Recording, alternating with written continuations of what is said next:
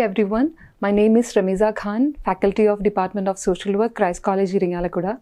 In the previous video, we have already discussed about the gender-related concepts. In this video, I'll be taking about the same in detail. First of all, let's talk about the concepts sex and gender. Sex and gender are terms that are often used interchangeably, but they are in fact two different concepts, even though for many people, their sex and gender are the same. Because of that, people get often confused with the types of sex. So, sex can be said as the biological differences between male and female, and it is determined by the biology or by birth. Sex is the physical or physiological differences between males and females, including both primary sex characteristics such as the reproductive system and the secondary characteristics such as height and muscularity. In other words, sex can be said as the biological aspects of an individual as determined by their anatomy, which is produced by their chromosomes, hormones, and their interactions. So, sex is usually categorized as male or female, and that is something it is assigned to an individual at birth. For example, when an infant is born, the infant comes to be labeled as boy or girl, depending on their sex. The genital differences between male and female is the basis of such characterization. There is a biological differences between the sexes, and most people are born, except for a few ambiguous cases, as one sex or another. So, we should understand that there are only two sexes, that is, male and female. So, an individual will be born either as male or female. Next comes the concept gender, which refers to the social and cultural differences between men and women. Or in detail, gender is the socially constructed roles, behaviors, expressions, and identities of girls, women, boys, men, and gender diverse people. That is, the way societies distinguish men and women and assign them different roles, where male and female are expected to do certain jobs which matches their sex. For example, male members are expected to make the decisions of their families, whereas women are expected to do cooking, cleaning, etc. Therefore, gender is usually defined as the social status associated with a person's sex. It is mainly used to characterize the traits within a person. Or in other words, gender is how you see or how you consider yourself. As male and female are the two major categories of sex, gender has two main categories, that is, masculine and feminine. So, gender is a social construction relating to behaviors and attributes based on labels of masculinity and femininity, and it can be changed over time. And also, it identifies the social relations between men and women. If we talk about the important characteristics of gender, it can be said that gender is a man-made concept, and it is variable or it is different from one culture to another culture, one society to another society, and even family to family. Gender can be changed over time. Then comes the types of gender. It includes male, female, third gender or transgender. Transgender or trans is an umbrella term for people whose gender identity is different from the sex assigned at birth. And transgender fall under the category of LGBT group, that is, lesbian, gay, bisexual, and transgender. Another concept is gender roles. I will explain this concept with an example. In our society, girls and women are generally expected to dress in typically feminine ways and be polite, accommodating, and nurturing. Also, the society thinks that it's the duty of the women to clean the house, to learn cooking, to marry and have kids, and should take care of their children and household activities. Whereas boys or men are expected to be strong, tough, etc. So this sort of expectation is mainly created by the society upon the individual. So gender role or sex role can be defined as a role or behavior learned by a person as appropriate to their gender, determined by the prevailing cultural norms. Usually, these gender roles are being adopted during a person's childhood, and normally it continues into adulthood. When talking about this concept in detail, gender roles are a set of roles, characteristics, expectations of how a man or woman should feel, think, and act as influenced by their parents, peers, and society.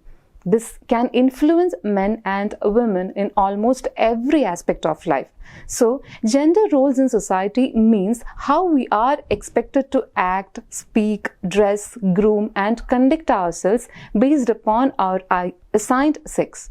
The problem with gender roles is that it prescribes how we should be rather than recognizing how we are, and it creates a lifelong cycle of inequality. Therefore, it should be understood that everyone deserves to grow and achieve their dreams regardless of their gender. But unfortunately, the inequitable gender norms destroys the lives of millions and millions of people. Gender identity. It is another concept which can be defined as personal conception of oneself as male or female. It includes the physical expressions such as person's clothing, hairstyle, makeup, etc. So, gender identity refers to a personal identification with a particular gender and gender role in society. This typically develops in stages. Around age 2, children become conscious of the physical differences between boys and girls. Before the 3 years of age, most children can easily label themselves as either a boy or a girl. Then by age 4, most children have a stable sense of their gender identity, and as a result of that, they start wearing dresses which matches their sex. During this time of life, children learn gender role behavior, that is, things that boys do or things that girls do. Therefore, gender identity is a personal sense of one's own gender, or it is self-identified, that is, the person himself or herself identifies his or her gender. But unfortunately, when we consider the case of transgenders, mainly the transgenders has to struggle deep inside from their childhood as they couldn't reveal their gender or what they feel about their gender. As discussed earlier, most children from a young age itself know what their gender identity is, and they find it really hard to think about themselves in another way.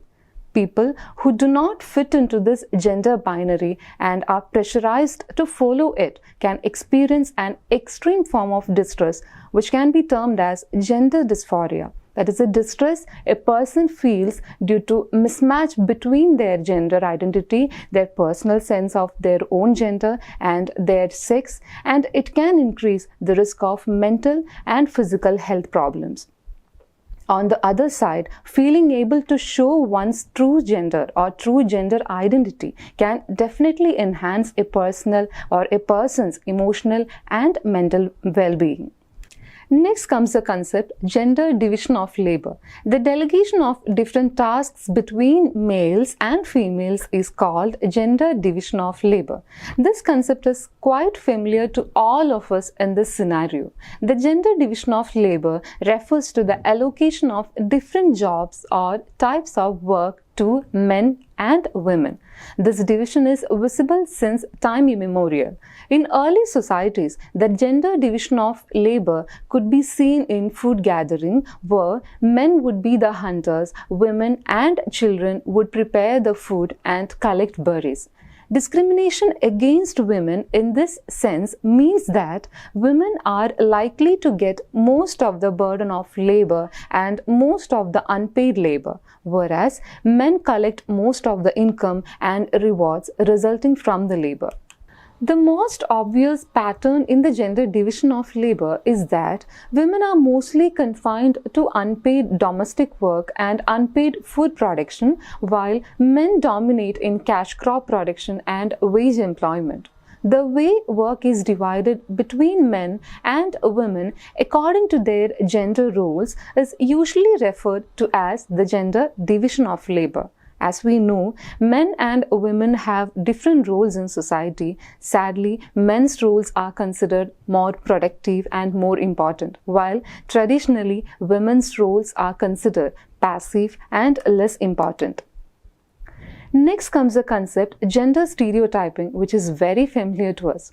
According to the Office of High Commissioner for Human Rights, that is OHCHR, a gender stereotype is a generalized view or preconception about attributes or characteristics that are ought to be or possessed by or performed by women and men, or the roles that are or should be performed by men or women.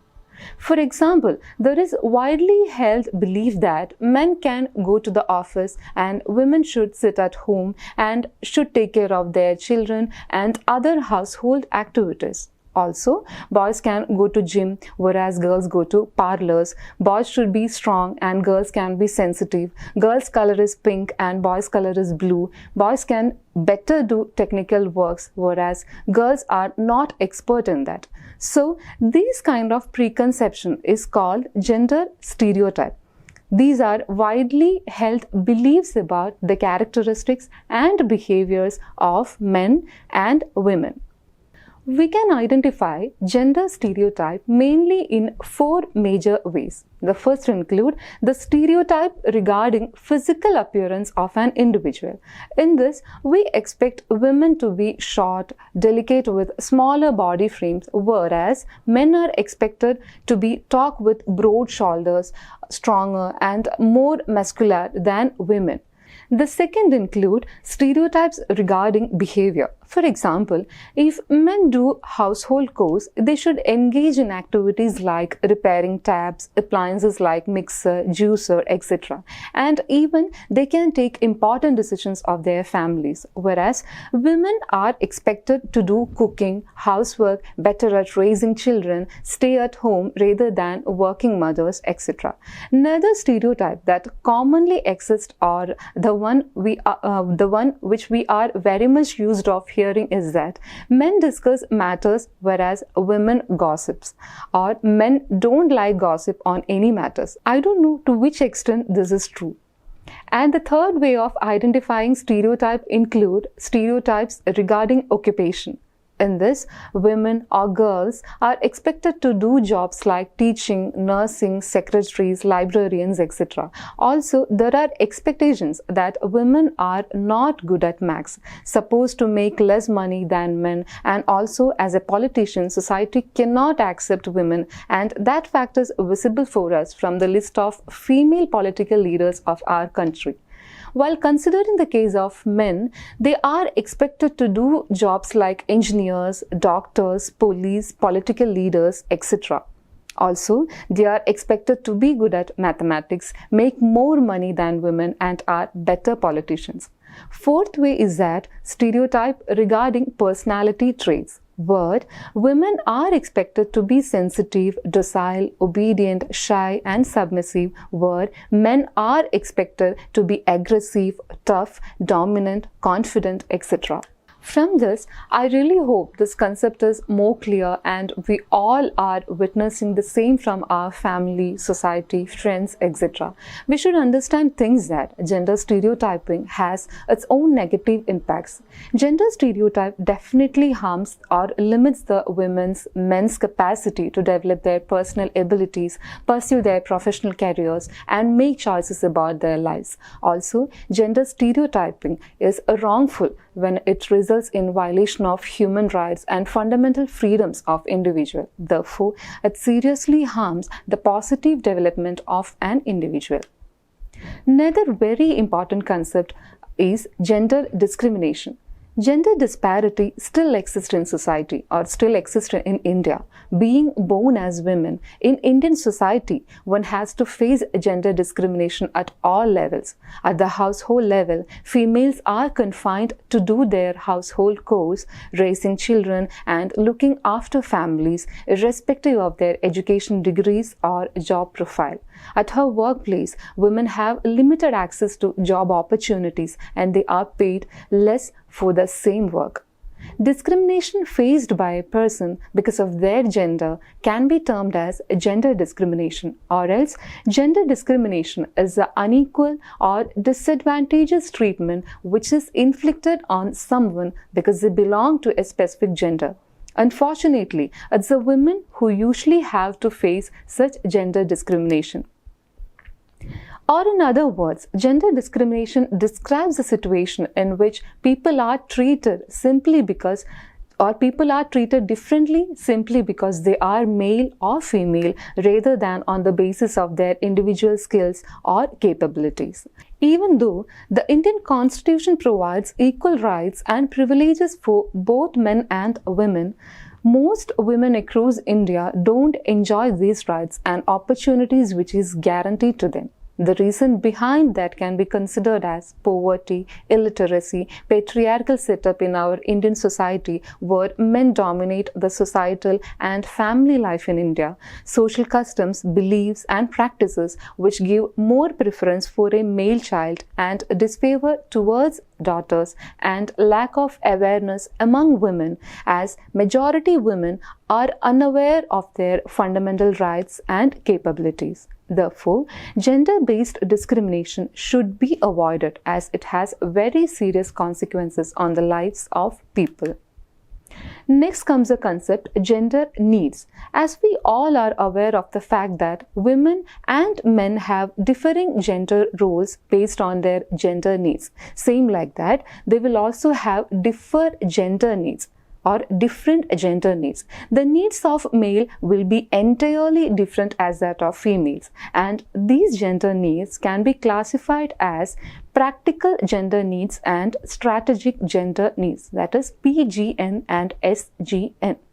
Practical gender needs, or the PGN, are the needs women identify in their socially accepted roles in society, whereas strategic gender needs, SGN, is the needs women identify due to their subordinate position in society.